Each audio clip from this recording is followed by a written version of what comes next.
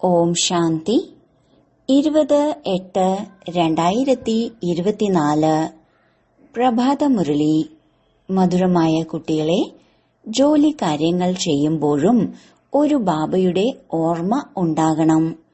നടക്കുമ്പോഴും ചുറ്റിക്കറങ്ങുമ്പോഴും ബാബയെയും വീടിനെയും ഓർമ്മിക്കൂ.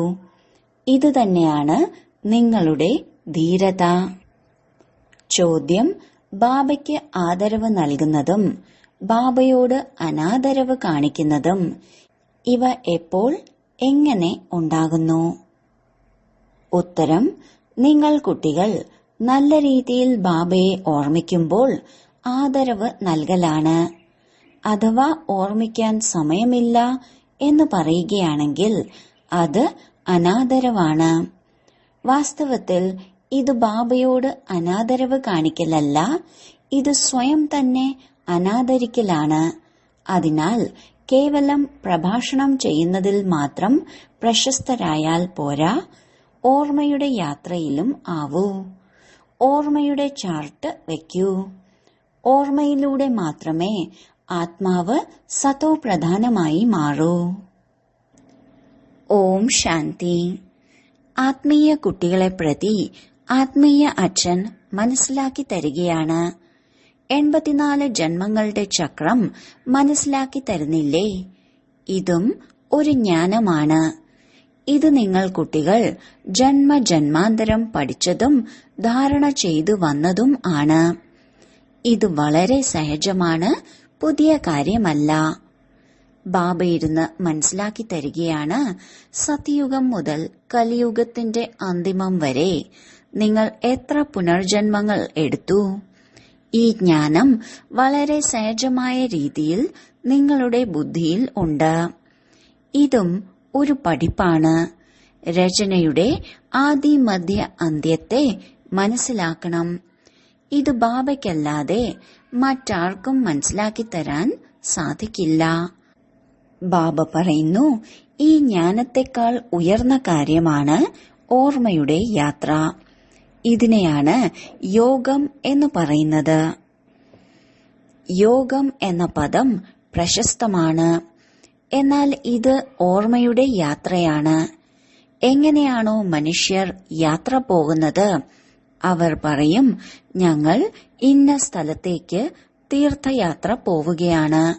ശ്രീനാഥിലേക്കോ അമർനാഥിലേക്കോ പോവുകയാണെങ്കിൽ അത് ഓർമ്മയുണ്ടാകും.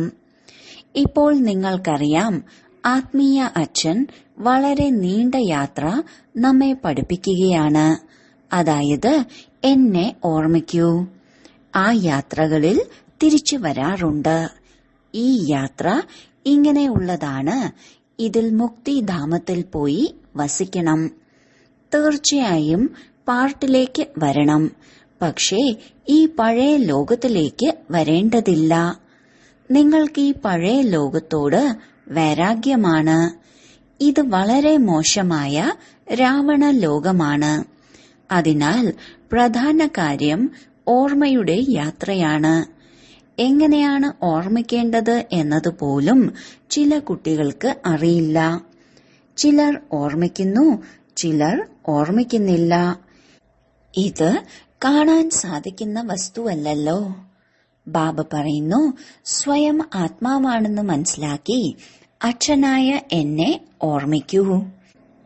കാണാൻ കഴിയുന്ന കാര്യമല്ല, അറിയാനും കഴിയില്ല. ആ അവസ്ഥയിൽ എത്രത്തോളം ഓർമ്മയുടെ യാത്രയിൽ നിലനിൽക്കാൻ സാധിക്കുന്നുണ്ട് എന്നത് തനിക്ക് മാത്രമേ അറിയൂ. യുക്തികൾ അനേകം പേർക്ക് പറഞ്ഞു കൊടുക്കുന്നുണ്ട്. മംഗളകാരിയായ ബാബ മനസ്സിലാക്കി തന്നിട്ടുണ്ട്. സ്വയം ആത്മാവാണെന്ന് മനസ്സിലാക്കി ശിവബാബയെ ഓർമ്മിക്കൂ. തീർച്ചയായും തന്റെ സേവനവും ചെയ്തുകൊണ്ടിരിക്കൂ. ഉദാഹരണമുണ്ടല്ലോ, കാവൽ നിൽക്കുന്ന കുട്ടികളുണ്ട്. റോന്ത് ചുറ്റിക്കൊണ്ടേയിരിക്കുന്നു. അവർക്കിത് ഓർമ്മിക്കുക വളരെ സഹജമാണ്. ബാബയെ അല്ലാതെ മറ്റൊന്നും ഓർമ്മ വരാൻ പാടില്ല. ബാബ ഉദാഹരണം നൽകി മനസ്സിലാക്കി തരികയാണ്. ഈ ഓർമ്മയുടെ യാത്രയിൽ തന്നെ റോന്ത് ചുറ്റണം. എങ്ങനെയാണോ പാതിരികൾ പോകുന്നത് എത്ര ശാന്തതയോടെയാണ് പോകുന്നത്. അതിനാൽ നിങ്ങൾ കുട്ടികൾക്കും വളരെ സ്നേഹത്തോടെ ബാബയെയും വീടിനെയും ഓർമ്മിക്കണം. ഈ ലക്ഷ്യം വളരെ വലുതാണ്. ഭക്തരും ഇതേ പുരുഷാർത്ഥമാണ് ചെയ്യുന്നത്. പക്ഷേ നമുക്ക് തിരിച്ചു പോകണം എന്ന കാര്യം അവർക്ക് അറിയില്ല. എപ്പോൾ കലിയുഗം പൂർത്തിയാകുന്നുവോ അപ്പോൾ പോകും എന്നാണ് അവർ കരുതുന്നത്. അവർക്ക് ഇതുപോലെ പഠിപ്പിച്ചു കൊടുക്കാൻ ആരുമില്ല. നിങ്ങൾ കുട്ടികൾക്ക് പഠിപ്പിച്ചു തരുന്നുണ്ട്. കാവൽ നിൽക്കുകയാണെങ്കിൽ ഏകാന്തമായി എത്രത്തോളം ബാബയെ ഓർമ്മിക്കുന്നുവോ അത്രയും നല്ലതാണ്. ഓർമ്മയിലൂടെ പാപം മുറിയും. ജന്മജന്മാന്തരങ്ങളിലെ പാപം തലയിലുണ്ട്. ആരാണോ ആദ്യം സതോപ്രധാനമായി മാറുന്നത് അവർ തന്നെയാണ് ആദ്യം രാമരാജ്യത്തിലേക്ക് പോകുന്നത്. അതിനാൽ അവർക്കാണ് ഏറ്റവും കൂടുതൽ ഓർമ്മയുടെ യാത്രയിൽ ഇരിക്കേണ്ടത്. കൽപ്പകൽപ്പങ്ങളിലെ കാര്യമാണ്. അതിനാൽ അവർക്ക് ഓർമ്മയുടെ യാത്രയിൽ ഇരിക്കുന്നതിനുള്ള നല്ല അവസരമുണ്ട്. ഇവിടെ യുദ്ധത്തിന്റെയോ വഴക്കിന്റെയോ ഒരു കാര്യവുമില്ല. റോന്ത് ചുറ്റുമ്പോഴും ഇരിക്കുമ്പോഴും ഒരു വെടിക്ക് രണ്ട് പക്ഷി. കാവലും നിൽക്കൂ, ബാബയെ ഓർമ്മിക്കുകയും ചെയ്യൂ. കർമ്മങ്ങൾ ചെയ്തുകൊണ്ടും ബാബയെ ഓർമ്മിച്ചുകൊണ്ടിരിക്കൂ. കാവൽ നിൽക്കുന്നവർക്കാണ് ഏറ്റവും കൂടുതൽ ലാഭം. പകലായാലും രാത്രിയായാലും ആരാണോ കാവൽ നിൽക്കുന്നത് അവർക്ക് ഓർമ്മിക്കുന്ന ശീലമുണ്ടെങ്കിൽ വളരെയധികം ലാഭമാണ്. ബാബ ഈ സേവനം വളരെ നന്നായി ചെയ്യുമായിരുന്നു. കാവലും ഓർമ്മയുടെ യാത്രയും. ഇതും ബാബയുടെ ഓർമ്മയിൽ ഇരിക്കുന്നതിന് ലഭിക്കുന്ന അവസരമാണ്. ഓർമ്മയുടെ യാത്രയിൽ ഇരിക്കുന്നതിനായി ഇങ്ങനെ ഭിന്ന ഭിന്ന യുക്തികൾ പറഞ്ഞു തരികയാണ്. നിങ്ങളിവിടെ എത്രത്തോളം ഓർമ്മയിൽ ഇരിക്കുന്നോ അത്രയും ഓർമ്മിക്കാൻ പുറത്ത് ജോലി കാര്യങ്ങളിൽ ഏർപ്പെടുമ്പോൾ സാധിക്കില്ല. അതിനാൽ കുട്ടികൾ മധുബനിലേക്ക് വരുന്നത് റിഫ്രഷ് ആകാനാണ്. ഒരാൾ ഏകാന്തമായി പർവ്വത മുകളിലിരുന്ന് ഓർമ്മയുടെ യാത്രയിൽ മുഴുകും. പിന്നെ ഒരാൾ കൂടി പോകും. പിന്നീട് 2-3 പേർ പോകും. ഇവിടെ വളരെ നല്ല അവസരമുണ്ട്. ബാബയുടെ ഓർമ്മയാണ് മുഖ്യം. ഭാരതത്തിന്റെ പ്രാചീന യോഗം വളരെ പ്രശസ്തമാണ്. ഇപ്പോൾ നിങ്ങൾ മനസ്സിലാക്കി, ഈ ഓർമ്മയുടെ യാത്രയിലൂടെ പാപം ഇല്ലാതാകും. നമ്മൾ സതോപ്രധാനമായി മാറും. അതിനാൽ ഇതിൽ വളരെ നന്നായി പുരുഷാർത്ഥം ചെയ്യണം. ജോലികൾ ചെയ്തുകൊണ്ടും ബാബയുടെ ഓർമ്മയിലിരുന്ന് കാണിക്കുന്നതാണ് സാമർത്ഥ്യം. കർമ്മം തീർച്ചയായും ചെയ്യണം. കാരണം നിങ്ങളുടേത് പ്രവൃത്തി മാർഗമാണ്. ഗൃഹസ്ഥ വ്യവഹാരത്തിൽ ഇരുന്നുകൊണ്ടും ജോലി കാര്യങ്ങൾ ചെയ്യുമ്പോഴും ബുദ്ധിയിൽ ബാബയുടെ ഓർമ്മ ഉണ്ടാകണം. ഇതിൽ നിങ്ങൾക്ക് വളരെ വലിയ സമ്പാദ്യമുണ്ട്. ഇപ്പോൾ പല കുട്ടികളുടെയും ബുദ്ധിയിൽ ഇത് വരുന്നില്ല. ബാബ പറഞ്ഞുകൊണ്ടേയിരിക്കുന്നു, ചാർട്ട് വെക്കൂ. വളരെ കുറച്ചു പേരാണ് എന്തെങ്കിലും എഴുതുന്നത്. ബാബ വളരെയധികം യുക്തികൾ പറഞ്ഞു തരുന്നുണ്ട്. ബാബയുടെ അടുത്തേക്ക് പോകണം എന്ന് കുട്ടികൾ ആഗ്രഹിക്കുന്നുണ്ട്. ഇവിടെ വളരെയധികം സമ്പാദിക്കാൻ സാധിക്കും. ഇവിടെ ഏകാന്തത വളരെയധികമുണ്ട്. ബാബ സന്മുഖത്തിരുന്ന് മനസ്സിലാക്കി തരികയാണ്, എന്നെ ഓർമ്മിക്കൂ, എങ്കിൽ പാപം ഇല്ലാതാകും. എന്തുകൊണ്ടെന്നാൽ ജന്മജന്മാന്തരങ്ങളിലെ പാപം തലയിലുണ്ട്. വികാരത്തിനായി എത്ര വഴക്കടിക്കുന്നു, വിഘ്നങ്ങൾ ഉണ്ടാകുന്നു. ബാബ ഞങ്ങളെ പവിത്രമായിരിക്കാൻ അനുവദിക്കുന്നില്ല എന്ന് പറയുന്നു. ബാബ പറയുന്നു, കുട്ടികളെ, നിങ്ങളുടെ ഓർമ്മയുടെ യാത്രയിലിരുന്ന് ജന്മജന്മാന്തരങ്ങളായി നിങ്ങളുടെ തലയിൽ എത്ര പാപമുണ്ടോ അതിന്റെ ഭാരം ഇല്ലാതാക്കൂ. വീട്ടിലിരുന്നു കൊണ്ടും ശിവബാബയെ ഓർമ്മിക്കൂ. എവിടെയിരുന്നും ഓർമ്മിക്കാവുന്നതാണ്. എവിടെയിരുന്നും ഈ അഭ്യാസം ചെയ്യണം. ആരെല്ലാം വരുന്നോ അവർക്കും ഈ സന്ദേശം നൽകണം. ബാബ പറയുന്നു, സ്വയം ആത്മാവാണെന്ന് മനസ്സിലാക്കി ബാബയെ ഓർമ്മിക്കൂ. ഇതിനെയാണ് യോഗബലം എന്ന് പറയുന്നത്. ബലം അർത്ഥം ശക്തി. ബാബയെ സർവശക്തിവാൻ എന്നല്ലേ പറയുന്നത്? എങ്കിൽ ആ ശക്തി എങ്ങനെ ബാബയിൽ നിന്ന് ലഭിക്കും? ബാബ സ്വയം പറയുന്നു, എന്നെ ഓർമ്മിക്കൂ. നിങ്ങൾ താഴേക്ക് ഇറങ്ങി തമോ പ്രധാനമായിരിക്കുന്നു. അതിനാൽ ആ ശക്തി അവസാനിച്ചിരിക്കുന്നു. കാലണയുടേതുപോലും ബാക്കിയില്ല. നിങ്ങളിലും ചിലർ വളരെ നല്ല രീതിയിൽ മനസ്സിലാക്കി കൊടുക്കുകയും ഓർമ്മിക്കുകയും ചെയ്യുന്നവരാണ്. അതിനാൽ സ്വയം തന്നോട് തന്നെ ചോദിക്കണം, എന്റെ ചാർട്ട് എങ്ങനെയുള്ളതാണ്? ബാബ മുഴുവൻ കുട്ടികളോടും പറയുന്നു, ഓർമ്മയുടെ യാത്രയാണ് മുഖ്യം. ഓർമ്മയിലൂടെ മാത്രമേ നിങ്ങളുടെ പാപം ഇല്ലാതാകൂ. ജാഗ്രതപ്പെടുത്താൻ ആരുമില്ലെങ്കിലും ബാബയെ ഓർമ്മിക്കാൻ സാധിക്കുമല്ലോ. അഥവാ വിദേശത്ത് ഒറ്റയ്ക്ക് താമസിക്കുകയാണെങ്കിലും ശരി, ബാബയെ ഓർമ്മിക്കാൻ കഴിയും. വിവാഹം കഴിച്ചവർ അവരുടെ പത്നി വേറെ ഏതെങ്കിലും സ്ഥലത്താണെങ്കിൽ അവർക്കും എഴുതാൻ സാധിക്കും, നിങ്ങൾ ഒരേ ഒരു കാര്യം മാത്രം ഓർമ്മിക്കൂ. ബാബയെ ഓർമ്മിക്കുകയാണെങ്കിൽ ജന്മജന്മാന്തരങ്ങളിലെ പാപം ഭസ്മമാകും. വിനാശം തൊട്ടു മുന്നിലുണ്ട്. ബാബ വളരെയധികം യുക്തികൾ നല്ല രീതിയിൽ പറഞ്ഞ് മനസ്സിലാക്കി തരുന്നുണ്ട്. പിന്നീട് ആര് ചെയ്താലും ചെയ്തില്ലെങ്കിലും ഇതവരുടെ ഇഷ്ടം. ബാബ വളരെ നല്ല വഴിയാണ് പറഞ്ഞു തരുന്നത് എന്നത് കുട്ടികളും മനസ്സിലാക്കുന്നുണ്ടാകും.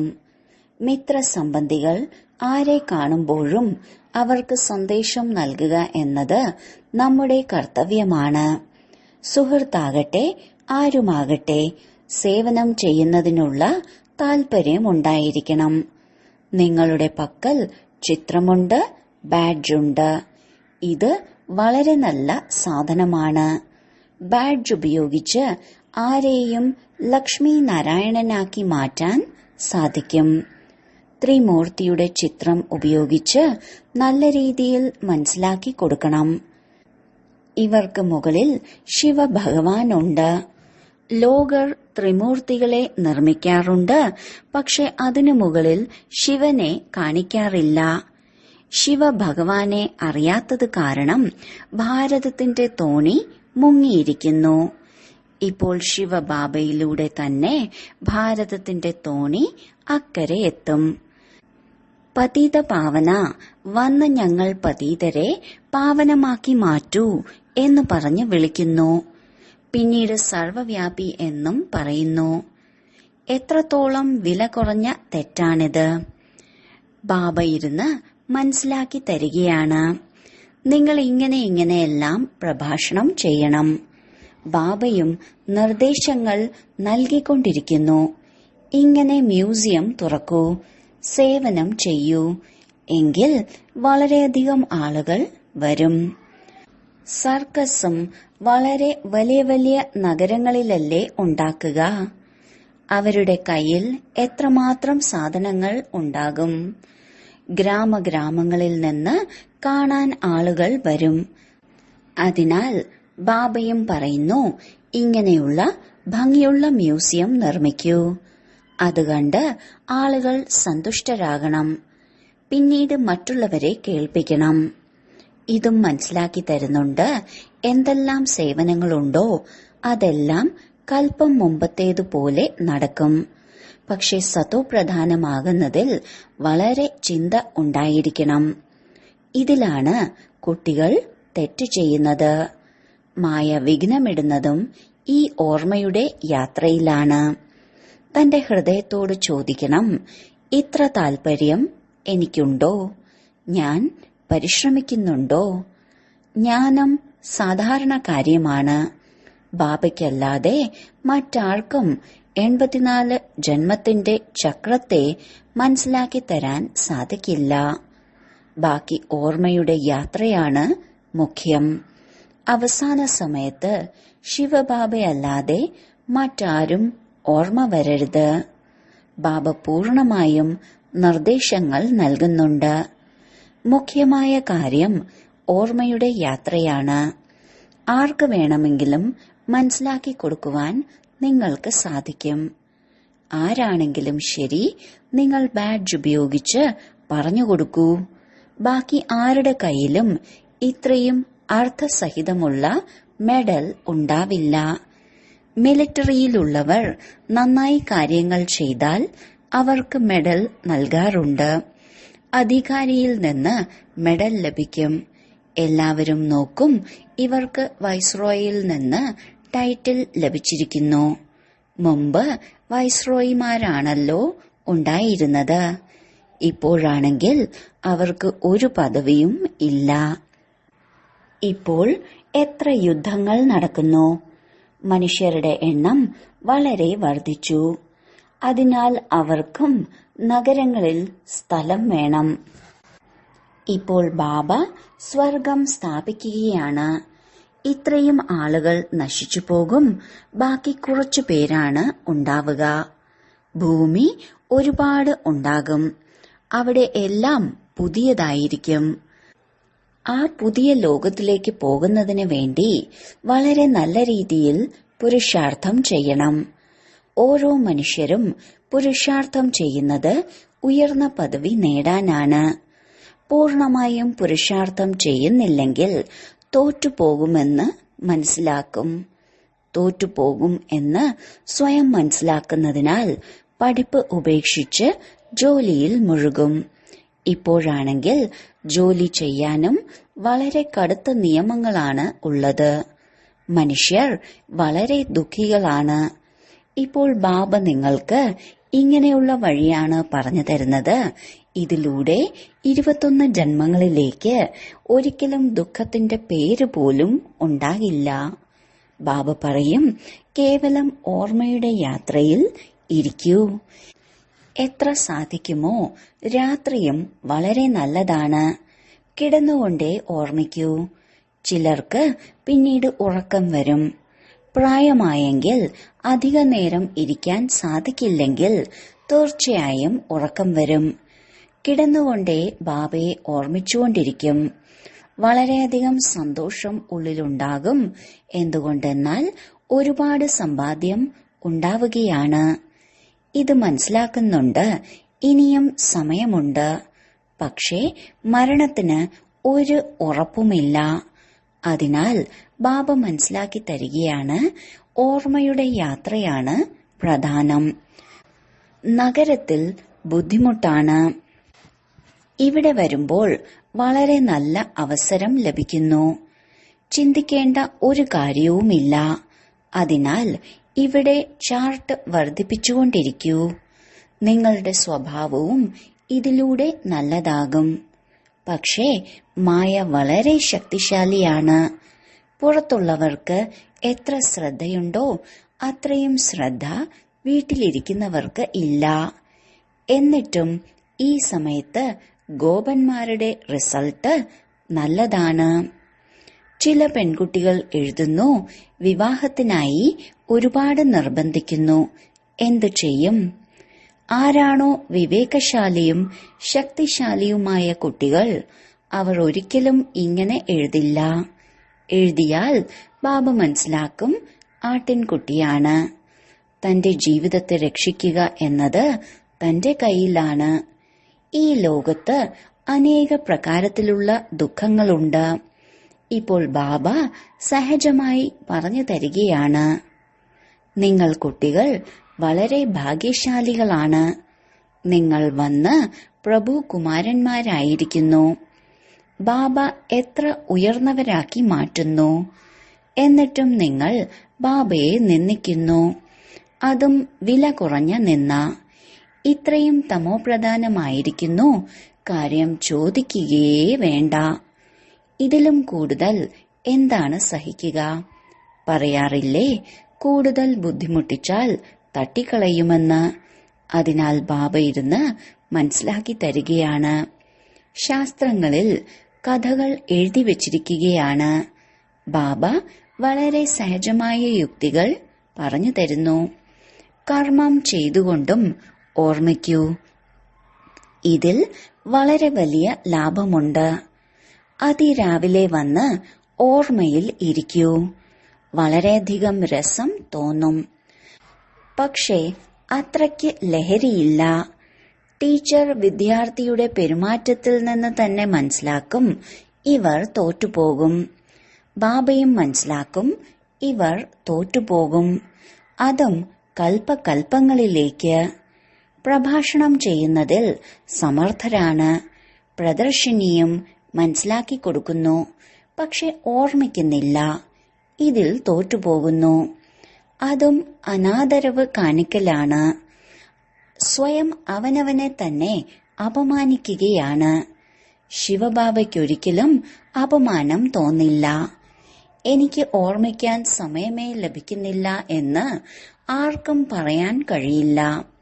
ബാബ ഇത് അംഗീകരിക്കില്ല. സ്നാനം ചെയ്യുമ്പോഴും ഓർമ്മിക്കാൻ സാധിക്കും. ഭോജനം കഴിക്കുമ്പോഴും ബാബയെ ഓർമ്മിക്കൂ. ഇതിൽ വളരെ വലിയ സമ്പാദ്യമുണ്ട്. ഒരുപാട് കുട്ടികൾ കേവലം പ്രഭാഷണം ചെയ്യുന്നതിൽ പ്രശസ്തമാണ്. യോഗമില്ല. ആ അഹങ്കാരം തന്നെ വീഴ്ത്തിക്കളയും.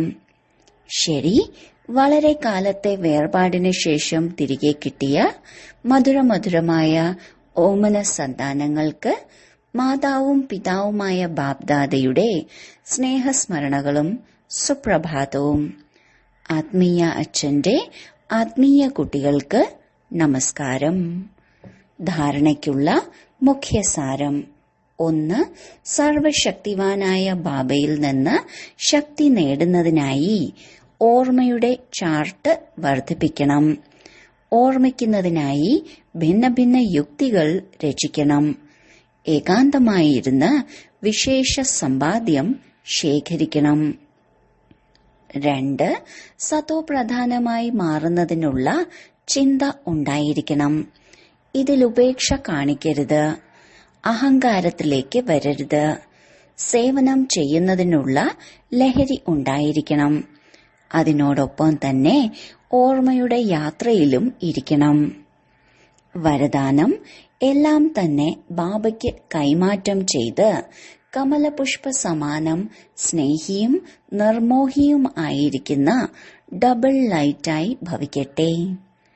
ബാബയുടേതായി മാറുക അർത്ഥം എല്ലാ ഭാരങ്ങളും ബാബയ്ക്ക് ഏൽപ്പിച്ചു കൊടുക്കുക. ഡബിൾ ലൈറ്റ് എന്നതിന്റെ അർത്ഥം തന്നെ ഇതാണ്. എല്ലാം ബാബയ്ക്ക് കൈമാറ്റം ചെയ്യുക. ഈ ശരീരം പോലും എന്റേതല്ല. അപ്പോൾ ഈ ശരീരമേ ഇല്ലെങ്കിൽ പിന്നെ എന്താണ് ബാക്കിയുള്ളത്? താങ്കൾ എല്ലാവരുടെയും പ്രതിജ്ഞ തന്നെ ഇതാണ്: ശരീരവും നിന്റെ, മനസ്സും നിന്റെ, ധനവും നിന്റെ. എല്ലാം തന്നെ നിന്റേതാണെന്ന് പറഞ്ഞാൽ പിന്നെ ഭാരം ഏത് കാര്യത്തിനാണ്? അതിനാൽ കമലപുഷ്പത്തിന്റെ ഉദാഹരണം സ്മൃതിയിൽ വെച്ച് സദാ സ്നേഹിയും നിർമോഹിയുമായിരിക്കൂ. എങ്കിൽ ഡബിൾ ലൈറ്റായി മാറും. സ്ലോഗൻ: ആത്മീയതയിലൂടെ ഗർവിനെ സമാപ്തമാക്കി സ്വയത്തെ ശരീരത്തിന്റെ സ്മൃതിയിൽ നിന്ന് എരിയിച്ചു കളയുന്നവർ തന്നെയാണ് സത്യമായ പാണ്ഡവർ. ഓം ശാന്തി.